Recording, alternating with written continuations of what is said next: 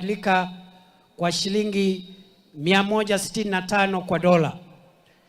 Sasa kwa miaka 2.5 shilingi ya Kenya imepata nguvu dhidi ya dola ya Marekani.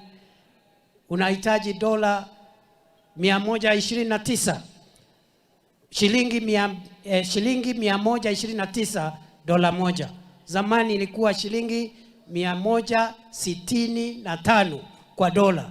Inaonekana ya kwamba shilingi ya Kenya imepata nguvu kiasi, na kwa hivyo mambo ya ugumu wa maisha imepungua kiasi, na bado tunakazana kuhakikisha ya kwamba tumedhibiti nguvu ya pesa ama shilingi ya Kenya. Kilo 2 ya unga wa ugali ilikuwa 250.